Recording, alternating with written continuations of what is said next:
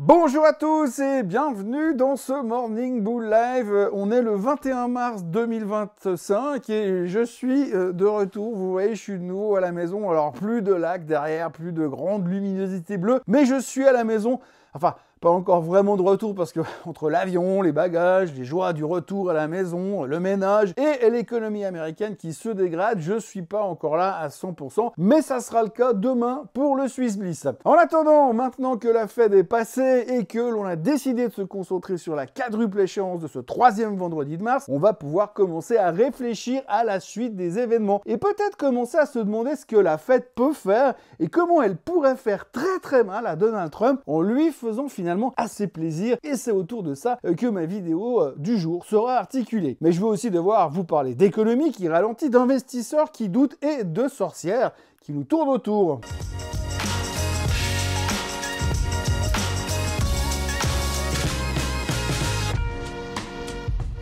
Tout d'abord, on commence et on démarre avec ce que l'on appelle le quadruple witching aux USA. Alors tout d'abord, c'est quoi ce truc? À chaque fois qu'on en parle, on en parle comme si la volatilité allait prendre 300% en 30 minutes et que le visage des marchés allait complètement se transformer définitivement après chaque échéance. Sauf qu'en fait, ça se produit presque jamais. Ouais, presque jamais. Enfin, à chaque fois, on en parle partout, on donne des chiffres qui donnent le tournis, on nous dit qu'il y a des milliards et des milliards et des milliards d'options qui arrivent à échéance et que ça va tout changer. Alors on se met en position d'atterrissage d'urgence, on écoute les consignes de sécurité, on relit les consignes de sécurité sur la carte qui est dans le siège devant vous, et puis finalement l'avion atterrit et il se passe rien du tout. Alors c'est quoi ces foutues échéances d'options qui peuvent ou qui pourraient tout changer une fois tous les trimestres? On va donc parler pendant 3 minutes, un peu moins, d'un événement qui se produit 4 fois par an mais qui peut sacrément mettre de l'ambiance sur les marchés puisqu'à chaque fois on en parle encore et encore. La quadruple échéance des 4 sorcières, et non, ça n'a rien à voir avec Harry Potter ou une réunion des sorcières d'Eastwick qui descendrait sur Wall Street. Tout d'abord, ça se passe chaque troisième vendredi de mars, de juin, de septembre et de décembre. Et ce jour-là, 4 types de contrats financiers arrivent à expiration en même temps. Les options sur action, les futurs sur indice, les options sur indice et ce que l'on appelle les single stock futures. Sauf qu'en réalité, ces derniers-là, ils ont plus ou moins disparu aux USA depuis 5 ans. Donc aujourd'hui, on parle plutôt de triple échéance. Mais bon, quadruple, ça fait quand même beaucoup plus mystique et parfois ça stresse encore un petit peu plus le marché.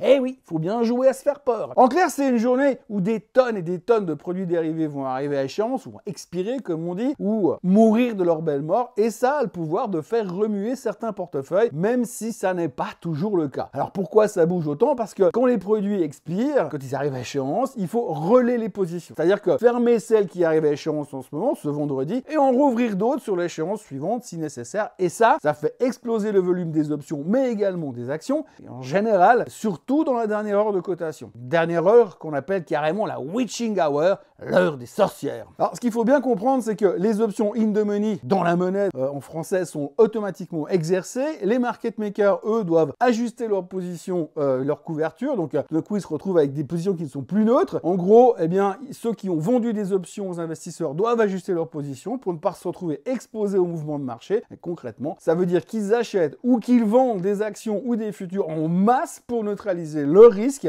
ce qui augmente forcément la volatilité et le volume à très court terme. Certains traders tentent des arbitrages rapides sur les écarts de prix et tout ça en même temps, tout le monde qui arrive au même moment par la même porte. Résultat, gros coup de chaud dans les carnets d'ordre. Alors attention, volume en hausse, ça veut pas dire forcément explosion de la volatilité. C'est pas systématiquement un carnage, mais ça peut créer des mouvements techniques un peu étranges, des faux signaux pour ceux qui n'ont pas vraiment l'habitude, et une journée qui est surtout plutôt technique, pilotée par la mécanique des dérivés plutôt que par les fondamentaux économiques, macroéconomiques ou liés aux tarifs, ou pire, les messages de Donald Trump sur les réseaux sociaux. D'ailleurs, je ne sais pas ce qu'il y a de mieux entre les deux, choisir la technique des dérivés ou alors écouter les délires des politiciens. Donc pour l'investisseur long terme, pas vraiment de panique, mais pour les day traders, gardez bien les mains sur le volant et évitez quand même de vous faire piéger par la magie noire du vendredi après-midi, du troisième vendredi après-midi, du du 3e mois de l'année. Et encore une fois, il faut quand même pas non plus croire que les market makers se réveillent à 15h30, à 30 minutes de l'échéance, et se disent « Oh là là, mon Dieu, mais c'est l'échéance aujourd'hui !» En général, ils ont la date en tête et ils ont plutôt déjà anticipé un petit peu la chose. Il faut donc retenir que la quadruple échéance, c'est 4 types de contrats qui expirent 4 fois par an, même si le 4e est discutable. Ça fait grimper les volumes, surtout en fin de séance. Pas forcément plus de volatilité, mais beaucoup de mouvements techniques. Et surtout, sachez-le, anticipez-le et ne vous laissez pas hypnotiser par la sorcellerie des marchés. Voilà, maintenant vous savez pourquoi ce vendredi peut être un peu spécial et pas besoin de balai magique pour vous en sortir, juste un peu de bon sens et vous verrez que ça va relativement bien se passer et que lundi matin on se dira « Oh, encore une fois !» Bon bah finalement, il s'est rien passé. Bon, la quadruple witching, c'est fait. Passons maintenant à la problématique de la relation entre Powell et Donald Trump. Bon, d'abord, on va pas revenir sur le fait que Powell ne veut pas baisser les taux parce qu'il y a encore trop d'inflation et trop d'incertitudes liées aux tarifs douaniers. Eh bien, on va plus se concentrer sur le fait que Trump n'a pas pu s'empêcher de mentionner encore une fois que ça serait quand même pas mal si la Fed baissait les taux. On n'est même pas surpris de voir que le président n'a aucune intention d'écouter la Fed ou même de comprendre le stress que peuvent exprimer les membres de la Fed ou les économistes. Mais ce qui est intéressant, c'est de creuser un peu plus loin dans la relation entre Powell et le président Trump. La première chose qu'on a déjà dit et qu'il faut vraiment savoir et se souvenir, c'est que Powell ne peut pas être destitué par Donald Trump et qu'il sera et restera le patron de la Fed jusqu'en mai 2026. Trump a déjà annoncé qu'il ne renouvellera pas le mandat de Powell et on ne sait pas qui va le remplacer, mais connaissant le président, on ne peut pas exclure qu'il nomme Kim Kardashian ou Jean-Claude Van Damme. Donc en attendant, on va se retrouver avec un bras de fer entre un patron de banque centrale qui essaye de gérer une économie qui est en train de se faire démonter par la politique d'un président qui change d'avis comme de chemise, un patron de banque centrale qui tente de garder un bateau à flot alors qu'il a perdu 2 moteurs dans un océan démonté et qui est sourd et aveugle, et ce qui l'empêche donc d'anticiper les prochaines vagues ou les prochains icebergs. Un patron de banque centrale qui se prend des claques de tous les côtés de la part de Donald Trump. Pourtant, ce qui serait assez intéressant de la part de Powell, c'est qu'il capitule et qu'il finisse par faire ce que Trump lui a demandé de faire et qu'il le laisse,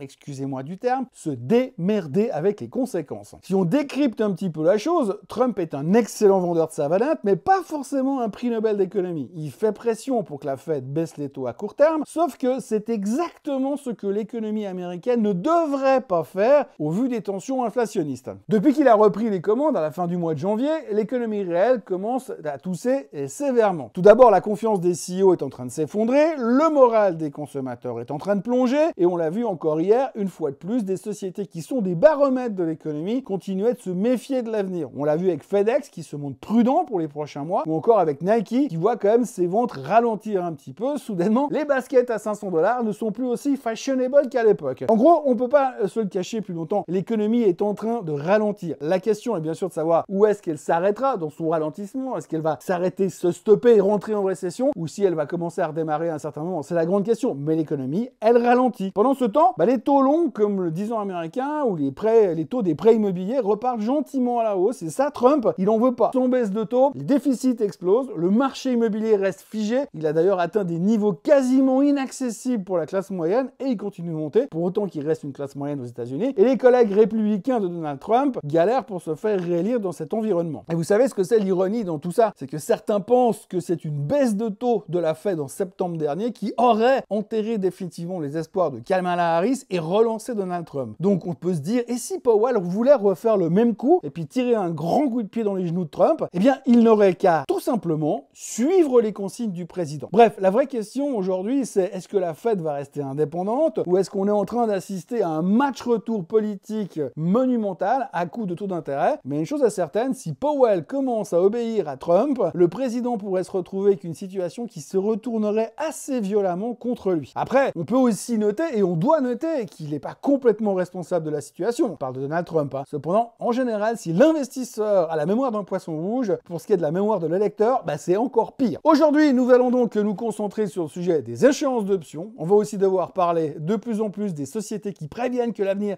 ça sera compliqué, sauf Micron qui a publié de bons chiffres hier grâce à l'intelligence artificielle, et sur le fait aussi que tout le monde a les yeux rivés sur l'incertitude liée aux tarifs à tel point que la Banque centrale japonaise a encore une fois renoncé à monter les les taux ce matin. Et puis, n'oublions pas non plus que nous sommes à des niveaux techniques où on peut déjà se dire que ça serait quand même pas mal si on n'allait pas se balader beaucoup plus bas parce que l'étage du dessous pourrait nous faire entrer dans un mode panique. Voilà, moi je suis revenu de vacances. Lundi matin, on reprend le rythme normal du Morning Bull. Ce week-end, il y aura aussi le Swiss Bliss comme prévu et comme annoncé. Et d'ici là, n'oubliez pas de vous abonner à la chaîne Swissquote en français, de liker cette vidéo, de la partager et de la commenter. D'ici là, excellent week-end à tous et à demain. Bye bye.